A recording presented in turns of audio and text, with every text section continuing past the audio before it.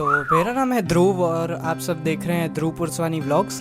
तो चलो चलते हैं। हाँ, इंट्रो सही नहीं है मेरा, करेंगे इसको भी ठीक।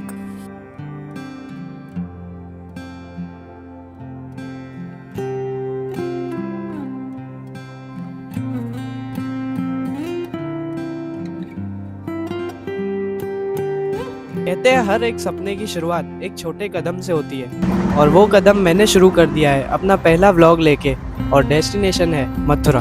हर सफ़र एक कहानी होती है और आज मेरी कहानी शुरू हो रही है। पहला स्टॉप मथुरा, जहाँ हर गली में भक्ति और शांति की गूंजें हैं। फिर वृंदावन, वो जगह जहाँ हवा में ही कृष्णा के रंग बसते हैं। और अंत में आगरा ताजमहल की सफ़ेदी के साथ उसके लोकल बाज़ारों का रंग भी देखने लायक होंगे। ये सफ़र सिर्फ मंजिलों का नहीं, ये मेरी कहानी है जो हर दिन एक नई याद बनकर रहेगी। तो चलिए फिलहाल तो निकलते हैं, क्योंकि ट्रेन का टाइम होने वाला है। 4 बजे की ट्रेन है और फिलहाल हो रहे हैं 3:30। और ये रहे मेरे बैग्स।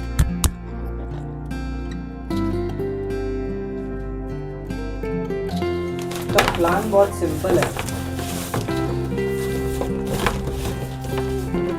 वडोदरा से सीधा मथुरा,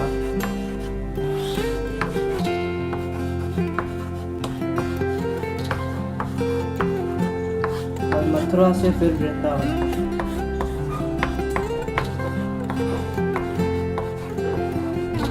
वृंदावन के बाद मैं जाऊंगा आगरा और फिर से Vadodara. May I have your attention, please? Train number 12156 Bhopal Superfast Express from Hazrat Nizamuddin to Habibganj via Bhopal has arrived on platform number 3. Thank you. कृपया मेरी ट्रेन गुजरात के स्टेशन से सीधा मथुरा के लिए थी। यार, ट्रेन सच में बहुत भीड़ से भरी हुई थी, क्योंकि छठ पूजा का समय था। इसीलिए ज़्यादा तो मैं ट्रेन में बोल नहीं पाया, लेकिन हाँ, कुछ सिनेमैटिक क्लिप्स मैंने ज़रूर निकाल ली थी। करीब शाम के 4 बजे के आसपास मेरी ट्रेन शुरू होती है और रुकती है सीधा रतलाम में, जहाँ मैं वहाँ का पोहा ट्राई करता हूँ। मेरी ट्रेन का रूट था गुजरात से मध्य प्रदेश, देन फिर राजस्थान, और फिर ट्रेन एंटर करती है यूपी में। अपनी ये 14 घंटे की ट्रेन जर्नी करने के बाद जब मैं मथुरा उतरता हूँ तो देखता हूँ कि जहाँ तो बिल्कुल ओस और कोहरा जमा हुआ है। मथुरा स्टेशन पर भीड़ भी काफ़ी ज़्यादा थी, क्योंकि कुछ एक आध दिन में कार्तिक मास का महीना शुरू होने वाला था। अब मैं मेरा बुक किया हुआ स्टे कर चुका था। अब मेरा बुक किया हुआ स्टे था वृंदावन में, जो कि था मथुरा से 15 किलोमीटर दूर। तो मथुरा स्टेशन से एक रिक्शा करवाता हूँ और चला जाता हूँ वृंदावन की ओर। वृंदावन पहुँचते ही जब रिक्शा वाले ने मुझे मेरा आश्रम पर छोड़ा, तब मुझे पता चला कि ये तो मेरा आश्रम है ही नहीं, क्योंकि वो था गौरी गोपाल आश्रम। तो हाँ, ये एक कंफ्यूजन वाला सीन था, क्योंकि मैंने जो स्टे बुक किया था वो था गौरी गोपाल गौशाला।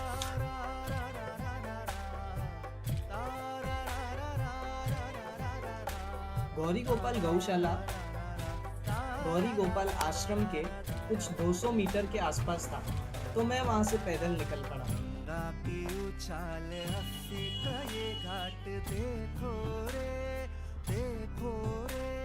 मेरी नजर से भारत की सौगात देखो रे,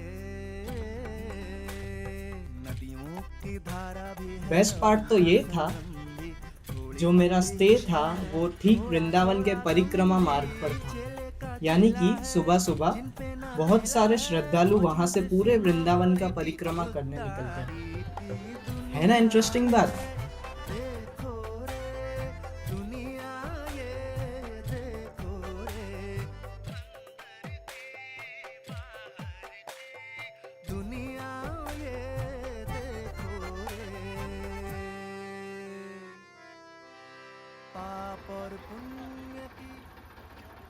फिर जैसे ही मैं मेरे आश्रम या स्टे में एंटर करता हूँ, जो कि था गौरी गोपाल गौशाला,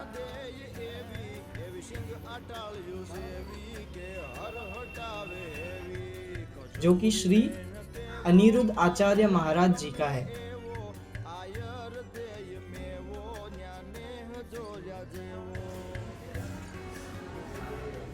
एक बहुत बड़े से एरिया में वहाँ गौशाला थी।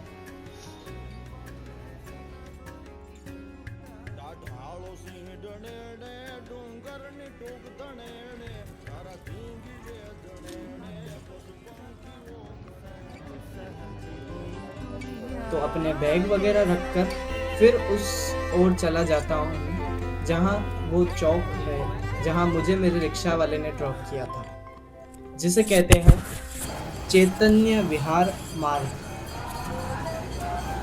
और हाँ, चैतन्य से याद आया, से आप सब चैतन्य को तो जानते ही होंगे। चैतन्य महाप्रभु एक ऐसे इंसान थे जिन्होंने वृंदावन की खोज की थी।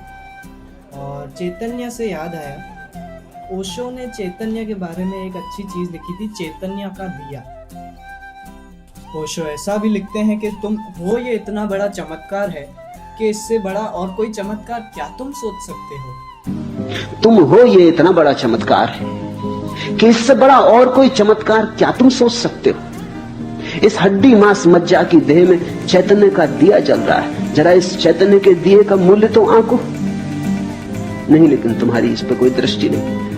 तुम कहते हो हमें 100 रुपए की नौकरी मिलनी चाहिए थी, 90 रुपए की मिली, मरेंगे, आत्महत्या कर लेंगे। कि होना चाहिए था मिनिस्टर, केवल डिप्टी मिनिस्टर हो पाए, नहीं जिएंगे। कि मकान बड़ा चाहिए था, छोटा मिला, कोई साथ रहने का नहीं। कि दिवाला निकल गया, कि बैंक में खाता खाली हो गया, अब जीने में सार क्या। कि एक स्त्री चाही थी वो न मिली, एक पुरुष चाहा था वो न मिला, बस अब मरेंगे। जितना तुम चाहोगे उतना ही तुम्हारे जीवन में दुख होगा। बिना चाहे कितना मिला है, अपूर्व तुम्हारे ऊपर बरसा है। अकारण तुमने कमाया क्या है? क्या थी कमाई तुम्हारी जिसके कारण तुम्हें जीवन मिले? क्या है तुम्हारा अर्जन जिसके कारण क्षण भर तुम सूरज की किरणों में नाचो, चांद तारों से बात करो? इसके लिए तुमने क्या किया है? यहां सब तुम्हें मिला है। खैर, ये थी थोड़ी 2 लाइन जो ओशो ने चैतन्य महाप्रभु के वर्णन में लिखी थी। खैर, आगे बढ़ते हैं। तो अपने बैग वगैरह रखकर मैं जिस ड्रॉप पॉइंट पर आया उसका नाम था चैतन्य विहार मार्ग। वहाँ थोड़ी चाय वगैरह पीकर, खैर बंदरों से डर कर, वहाँ बंदर बहुत सारे थे,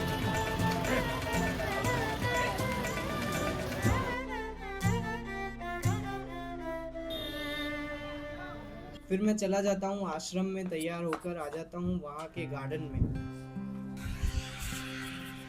तो भाई, ट्रेन में ज़्यादा भीड़ होने के कारण मैं ब्लॉग तो नहीं बना पाया, इसीलिए आज 12 बजे हमको ये यहाँ रूम मिला है।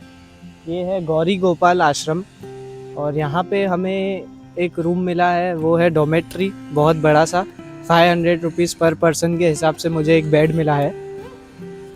और आज हम घूमेंगे मथुरा वृंदावन ज़्यादातर। यहाँ पर एक बहुत अच्छी गौशाला भी है, देखते हैं और क्या करते हैं आज। ये बहुत अच्छा सा गार्डन बना हुआ है एक। ट्रेन में भी मैंने कुछ वीडियोस निकाले थे बहुत सारे, लेकिन मुझे ज़्यादातर वीडियो बनाना ट्राइपॉड पे अच्छा लगता है, क्योंकि मुझे हाथ में पकड़ के फ़ोन वीडियो बनाना नहीं आता, इसीलिए मैं ज़्यादातर ट्राइपॉड पे फ़ोन रख के वीडियो बनाना पसंद करता हूँ। ये है यहाँ का एक बहुत बड़ा सा गार्डन। यहाँ पे बंदर बहुत सारे हैं, इसलिए मैं ज़्यादा रिस्क नहीं ले रहा हूँ वीडियो निकालने का। आइए अभी गौशाला देखते हैं। देखो भाई, यहाँ पे बंदर तो बहुत सारे ही हैं, इसलिए वीडियो निकालने में थोड़ा डर सा तो लगता है।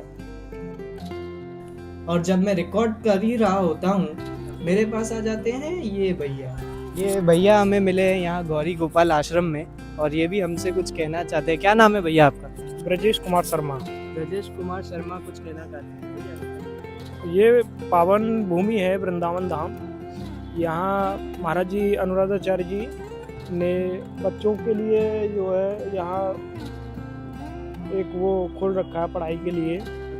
हाँ, जो अनाथ वगैरह और जो वैसे वो आके पढ़ाई कर सके निःशुल्क। और महाराज जी की गौशाला है, ये गौ माता की सेवा है। इससे हमें बहुत, चूँकि गौ माता सबसे बड़ा एक हमारा धर्म है हिंदू का, हाँ कि अगर गौ माता सेफ रहेंगी तो हमारा जीवन धन्य होगा। जरूर। तो महाराज जी ने पूरा अपना कोशिश किया इसके लिए कि गौ माता की सेवा के लिए उन्होंने अपना पूरा सहयोग किया है और वो कर रहे हैं जनता के लिए। महाराज जी ने बहुत परिश्रम किया है इसके लिए, और पावन भूमि में अवसर देने के लिए महाराज जी ने एक अनाथालय जिसमें बच्चे पढ़ाई करके अपना जो घर से गरीब परिवार से हैं उनके लिए बहुत ये आश्रम बना दिया है, और यहाँ बच्चे पढ़ाई करके अपना आगे जीवन में कामयाबी हासिल करें। तो बच्चों का अनाथ आश्रम भी यहीं पर है? हाँ, अनाथ आश्रम है, निःशुल्क रहना खाना पीना सब फ्री है। अच्छा, वो नीचे की तरफ है ऐसा? हाँ, नहीं, और गौ माताओं की सेवा महाराज जी ने पूरा सहयोग किया है, और यहाँ एक आश्रम भी है, वृद्धाश्रम। हाँ। तो महाराज जी दिन प्रतिदिन अपनी कामयाबी की तरफ बढ़ रहे हैं। बेसिकली ब्रिजेश हमें ये बताते हैं कि महाराज जिनने अपना गौशाला में एक बच्चों के लिए पढ़ाई के लिए एक संस्था खोली हुई है, और बिना कोई पैसों, जो बच्चे ज़्यादा वेल टू डू फैमिली से नहीं होते हैं वो यहाँ आकर पढ़ लिख सकते हैं। ब्रिजेश ये भी बताते हैं कि बच्चों का अनाथ आश्रम यहाँ ही नीचे बेसमेंट में है। तो महाराज अनुराधाचार्य जी बहुत समाज सेवी बनने जा रहे हैं। अंत में ब्रिजेश जी हमें ये भी कहते हैं कि तो माता की सेवा सबसे बड़ा धर्म है, जीवन सफल कुछ नहीं। ठीक, थैंक यू।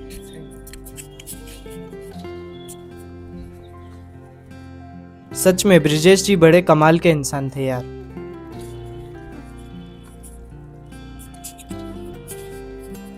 ये वहां से लेके वहां तक पूरा का पूरा गौशाला है। यहाँ पर बहुत सारी गायें हैं और बंदर बहुत ज़्यादा है यहाँ पे। मेरे इस तरफ पूरा गौशाला है और उस तरफ रहने की जगह है।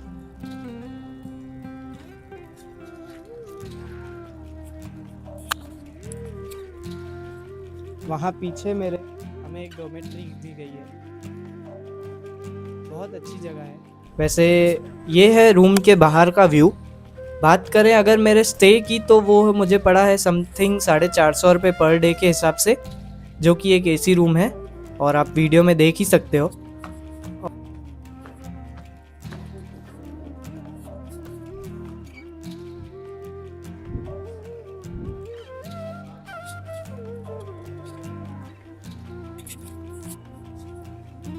तो ये है मेरे रूम के बाहर का व्यू और इस तरफ पे मेरा एक रूम है जो कि एक सिंगल बेड डॉर्मेट्री है।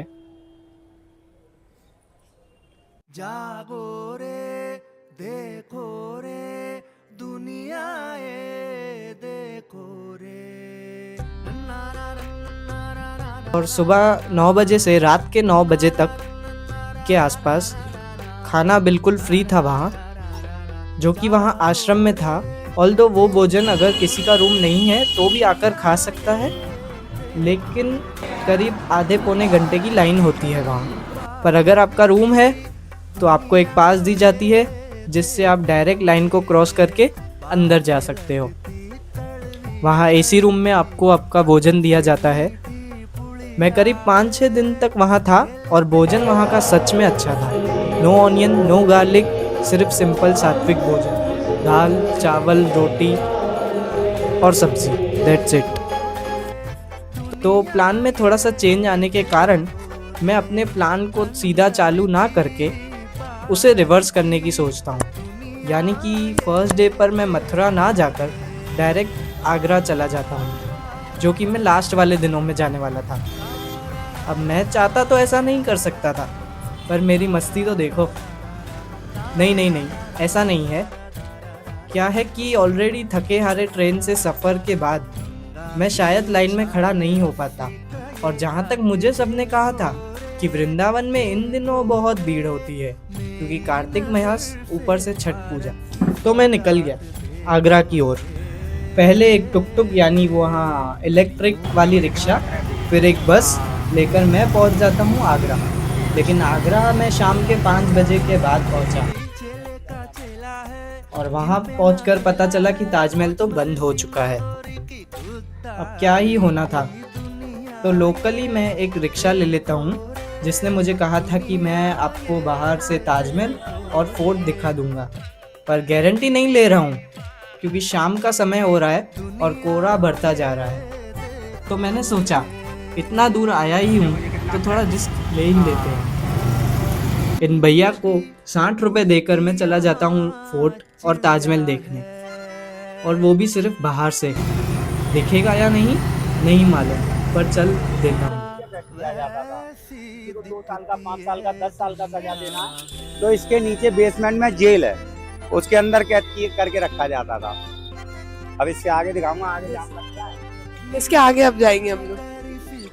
लकीली एक झलक ताजमहल की दिख भी जाती है, ना के बराबर होती है वो बहुत। हाँ लकीली, क्योंकि इसके बाद मेरे साथ स्कैम होना शुरू हो जाता है। भैया कुछ ये कहकर हमें फोर्ट दिखाते हैं और कहते हैं आगे रुककर अच्छे से दिखाता हूँ, और वो आगे कभी आया ही नहीं। इसके आगे अब जाएंगे। इनफैक्ट फोर्ट पूरा क्रॉस करने के बाद भैया ने हमसे वादा किया था कि वो हमें मीना बाजार दिखाएंगे, पर वो हमें ले जाते हैं एक शॉप पर जिसका सिर्फ नाम था मीना बाजार। और जहाँ तक मैं जानता हूँ मीना बाजार एक प्रॉपर मार्केट है जो पहले के ज़माने में रानी के लिए लगता था, और अब वो मार्केट ओपन है, लाइक लोग वहाँ से चीज़ें खरीद सकते हैं। बट इन आवर केस भैया हमसे कहते हैं ये दुकान ही पूरा मीना बाजार है। कारीगरी का, बांस का रेशे का साड़ी, केले के रेशे का साड़ी, 100 ग्राम ऊन का रजाई, जो एक साइड ठंडा एक साइड गर्म, और थर्ड आइटम आता है मस्कीटो वाला बेडशीट, यानी मच्छर भगाने वाला चादर। तो पहले भाई देखिए यहाँ का ही आता है आगरा का, जो ये चीज़ है ताजमहल का model. In short, it was a scam. सस्ता बढ़िया आइटम। नंबर 2, हाँ ऑल्दो शॉप और शॉप के ओनर बहुत अच्छे थे, पर वो एक पूरा बाजार तो नहीं हो सकता ना। फिर हम जाते हैं लेदर मार्केट, जहाँ अगेन सिर्फ एक छोटी सी दुकान और उसे पूरा लेदर मार्केट कह रहे थे ये भैया। ऑल्दो इन 3 स्कैम्स के बाद मैं एक लोकल बस से मथुरा और मथुरा से वृंदावन वापस आ जाता हूँ, क्योंकि कल सुबह एक बड़ा दिन था। एक्चुअली सुबह नहीं, लेट नाइट। तो मिलते हैं अगले व्लॉग में, जहाँ मैं अब वृंदावन घूमूंगा और अलग अलग लोगों से मिलकर अलग अलग तीर्थ स्थल पर जाकर दर्शन करूंगा। हरे कृष्णा, राधे राधे।